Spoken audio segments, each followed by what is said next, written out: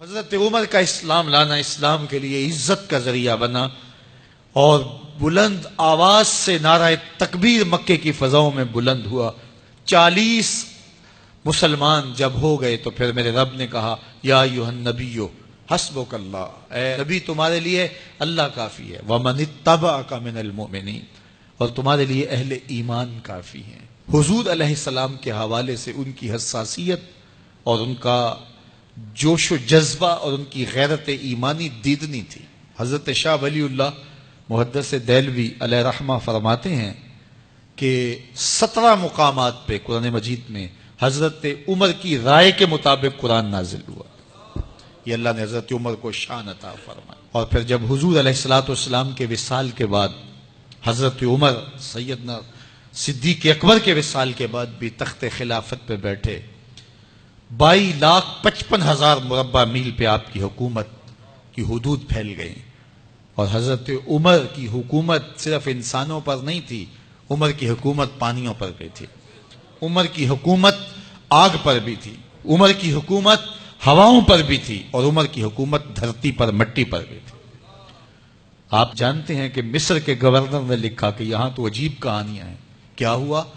کہا کہ دریائے نیل اتنی دیر تک چلتا نہیں جب تک ایک نوجوان لڑکی کو زیورات سے آراستہ کر کے نیل میں ڈالا جاتا ہے، پھر نیل چلتا ہے، اور یہ برسا برس رسم جاری ہے۔ تو حضرت عمر کے پاس جب یہ پیغام پہنچتا ہے تو حضرت عمر نیل کو خط لکھ رہے ہیں، بسم اللہ الرحمن الرحیم، مصر کے نیل کے نام عمر کا خط، اور آگے لکھتے ہیں اے نیل اگر تو اللہ کے حکم سے چلتا ہے تو چل، ورنہ تیری کوئی ضرورت نہیں ہے۔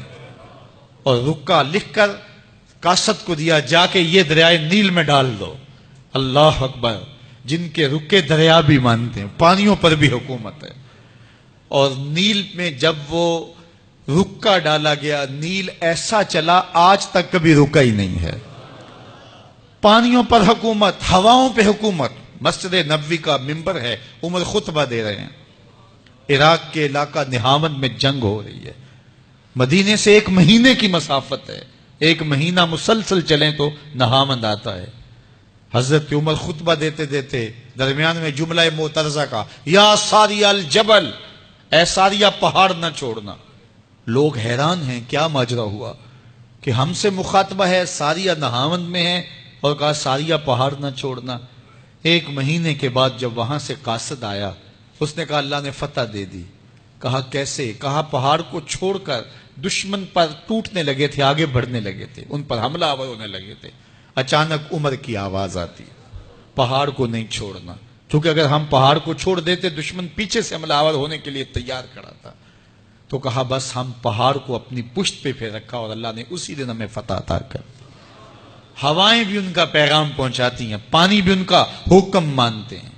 اس زمانے میں فائر بریگیڈ سسٹم نہیں تھا، لیکن ایک آگ بڑھتی آ رہی ہے شہر کی طرف، لوگوں نے حضرت عمر کو بتایا، امیر المومنین آگ پھیلتی آگے بڑھتی چلی آ رہی ہے اور شہر کو اپنے قابو میں لینے والی ہے۔ عمر اپنی چادر اتارتے ہیں اور حضرت تمیم داری کو دیتے ہیں، کہا یہ چادر لے جاؤ اور ایسے ایسے کرو، آگ پیچھے بھاگتی چلی جائے گی۔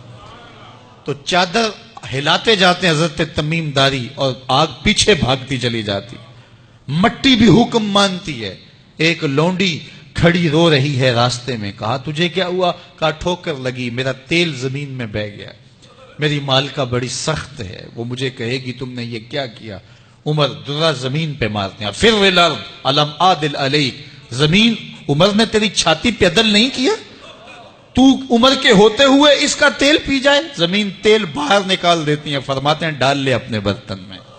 تو یہ عمر کے ان کا حکم مٹی بھی مانتی ہے، ان کا حکم ہوائیں بھی مانتی ہیں، دریا بھی مانتے ہیں، ان کا حکم پانی اور آگ بھی مانتی ہے۔ وہ عمر، میرے حضور فرماتے ہیں ان الشیطان یفر من ذل عمر، میرا عمر وہ ہے جس کے سائے کو دیکھ کے شیطان بھی بھاگ جاتا ہے۔ حضرت عمر رضی اللہ تعالیٰ عنہ نے ایک بہترین نظم و نسق دیا اور امور سلطنت کو اس انداز سے منظم کیا۔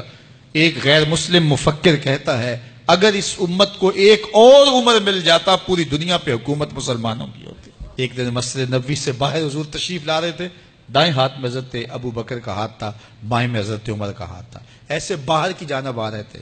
دروازے سے کوئی بندہ داخل ہوا تو اس کو دیکھ کے حضور نے فرمایا ہا کازا نبعث یوم القیامہ، قیامت کے دن جب قبروں سے اٹھائے جائیں گے ہم ایسے ہی اٹھیں گے، میرے دائیں ہاتھ میں ابو بکر کا ہاتھ ہوگا، بائیں میں عمر کا ہاتھ ہوگا۔